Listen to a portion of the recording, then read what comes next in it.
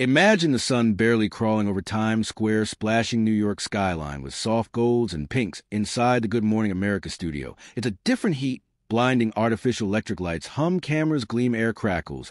With pre-show, buzz like a storm itching to break, makeup artists dab final touches, producers whisper last second to earpieces, crew moves like a well-oiled, every step deliberate, every glance calculated to set. Is pristine polished desks, plush chairs a backdrop.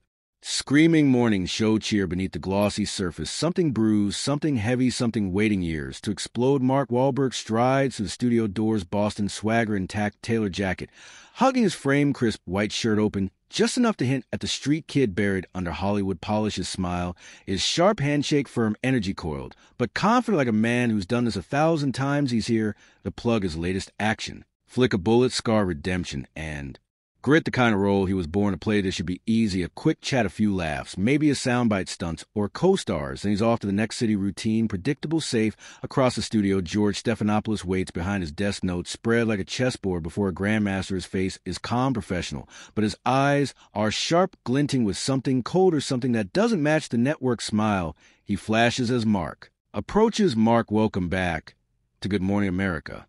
George says, voice smooth as glass-polished perfection. Mark returns a grin, adjusting his jacket, settling into the rhythm of the morning show dance. Thanks for having me, George. Always good to be here. He replies, tone warm, but guarded, charm honed by years in the spotlight. They shake hands, cameras zooming, capturing the moment. In crisp high definition, tours behind the crew.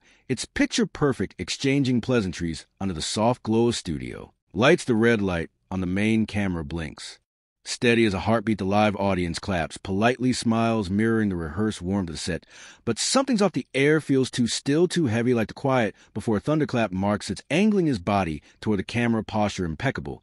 But a faint tension creeps into his shoulders, a flicker of unease in his eyes, his instincts, those hard-won valve skills from a rough Boston youth, pick up on something. This isn't a friendly promo. Stop, he expected. George crosses one leg over the other, pen in hand, smile lingering a beat too long. The opening questions roll out smoothly, safe, predictable. Tell us about the new movie, Mark.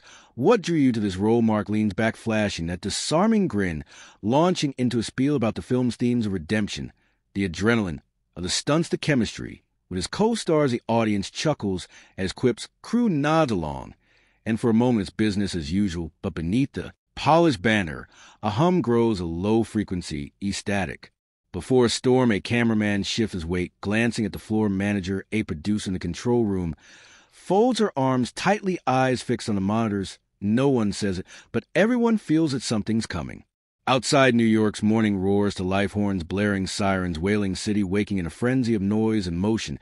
Inside the studio is a sealed bubble, chaos muted by thick glass and soundproof walls. Mark laughs at something George says, but the laughter doesn't reach his eyes. A heaviness settles, faint but unmistakable, like the air's grown thicker, harder to breathe for millions watching at home, sipping coffee.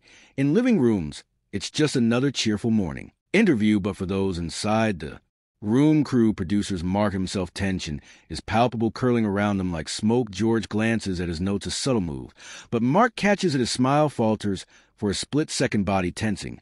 As if bracing for impact, George's tone stays warm, but a shift sharpens it like a blade sliding from a sheath. Mark, he says almost casually, since we're talking about redemption, let's talk about your past. The words land like a grenade pin-pulled. Rolling across the set, the studio quiets, cameras hum. Suddenly deafening. Mark blinks, smile frozen, stuck like a mask. He can't peel off. He's heard this before, countless interviews, questions about his troubled youth, but never like this, never on live TV with millions watching, red light burning into him like an interrogator spotlight. George, Mark says, voice steady but tight, I thought we were here to talk about the movie. He adjusts his jacket, a small automatic gesture, trying to reset the moment. George doesn't blink. We will, he replies, smile, unwavering, eyes cold. But don't you think the public deserves to hear more about how you've made amends for those mistakes? The word mistakes hangs heavy, loaded, like a gavel striking. With Mark takes a slow breath, jaw tightening, tongue pressing against his teeth. He's been here before, coached through 1,000 media landmines, trained to deflect, pivot, charm his way out. I've spoken about my past many times. He says, voice calm, measured. I was a kid who made terrible choices. I spent my adult life working to make things right. George nods. But it's not agreement. It's calculation. His pen taps once against his notes, a deliberate tick. But Mark, he presses, tone soft. But cutting, some people think talking about it isn't enough. That may be just. Maybe you haven't really taken full responsibility The words slice sharp and precise. Mark's smile fades, jaw muscles flexing on the monitor's camera, zoom and catching the flicker of irritation. In his eyes, the slight tightening of his mouth.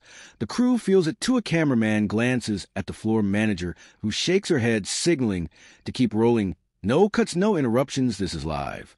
Mark leans forward, elbows on his knees, trying to wrest back control. With all due respect, George, he says, Boston edge creeping into his voice.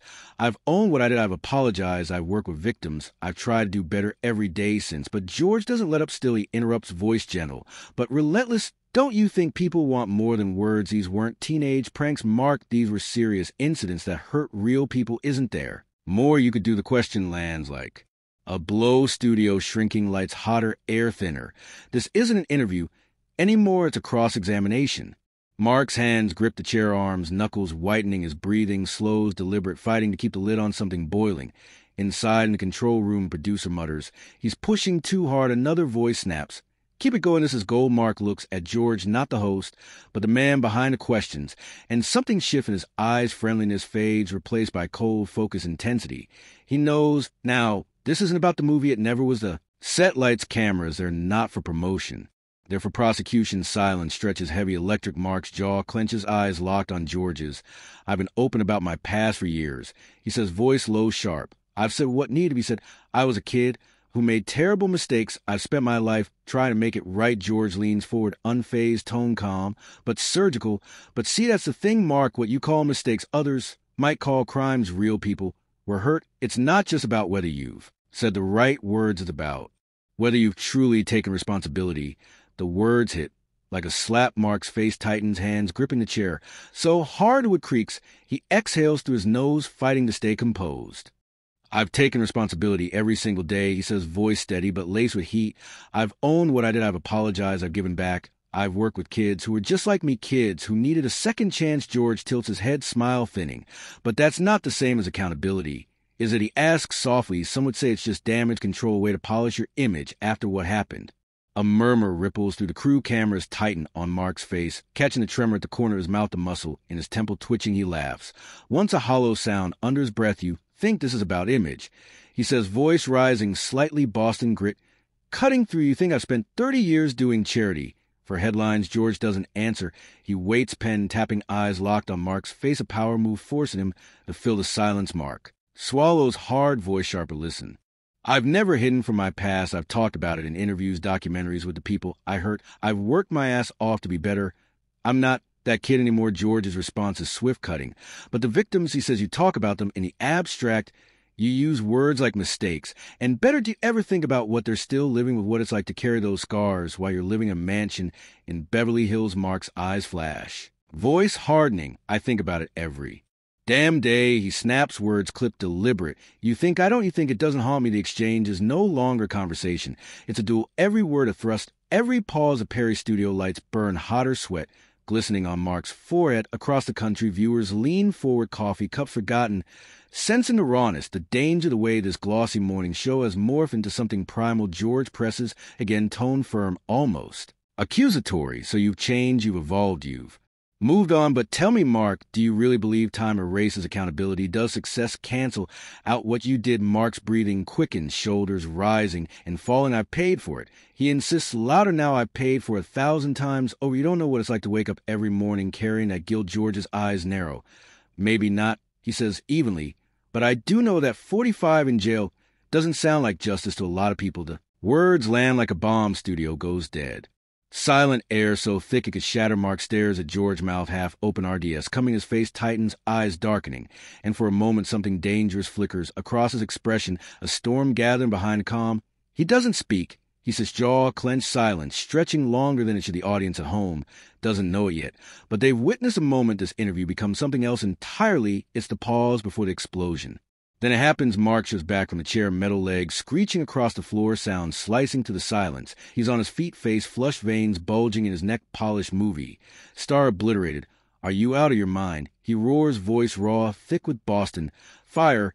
You think I haven't paid enough? You think I haven't spent 30 damn years paying for? His words ricochet off the walls, vibrating through the microphone, shaking the studio to its core. Crew freezes, security guards at the Sets Edge take cautious steps forward, hands hovering near their belts in control room. Producer's voice crackles through headsets, urgent, nervous. Keep rolling. Do not cut. This is history. George doesn't flinch. He stays seated, shoulders squared, voice unnervingly calm. Call it justice, Mark. He says evilly, that's all anyone wants, real accountability. The words are gasoline on a fire. Mark's anger surges, hands gesturing wildly, almost desperate. Justice, he spits. You want to talk about justice, George? I've been living with this every day since I was 17. I've done everything I can to make things right. I've worked with at risk of an ONS, helped get out of the same hole. I crawled out. I've tried to show you can change your life no matter where you start. George watches expression unreadable, then delivers the next blow with surgical precision. Redemption is earned, Mark, not bought. He says you can't donate your way out of guilt. You can't buy back the pain you cause. Mark takes a step forward, jaw locking tight, hands trembling, not from fear, but from the effort of holding back the tidal wave inside. That's not what I'm doing. He fires back. You don't get it. This isn't about image or PR or any of that crap. This is my life. I wake up every day trying to make sure I'm not that person anymore. George leans forward, voice cool, cutting. And yet here we are talking about it all over again. Maybe the problem isn't whether you've changed, Mark. Maybe it's that you still can't face what you did without making about you the words slice deep. Mark's head snaps up, eyes burning. His voice drops quieter, but more dangerous. You think you know me. You think you understand what it's like to live with this hanging over your head. You have no idea. None. Studio feels like its shrinking walls closing in. Lights too bright, too hot. Even the cameras seem to hold their breath, red light blinking faster. As if sensing the storm about to break, Mark steps back, rubbing his face, chest heaving. He tries to steady himself. But the anger won't let go. It's been building for years. Every interview, every headline, every judgment from people who won't let him forget. It's all spilling out now, raw, unstoppable, in front of millions. George doesn't back down. So tell me, Mark, he says, voice calm but sharp as ice, if you really changed, why do you sound like the same angry kid defending himself instead of the man who's moved on for a heartbeat? There's silence. Mark stares, eyes wide, as if the question has cut deeper than anything before. His breathing slows, lips part.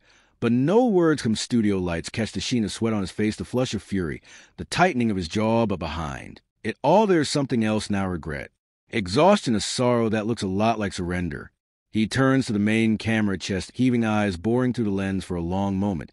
He says nothing, just stands glaring into the unblinking red light. For the first time that morning, millions at home see it clearly. The fury, the pain, the shame, all crashing together in one raw, unguarded stare. The movie star is gone. What's left is a man beneath. Exposed, breaking. Don't forget to hit the notification bell to stay updated. Subscribe for more powerful video.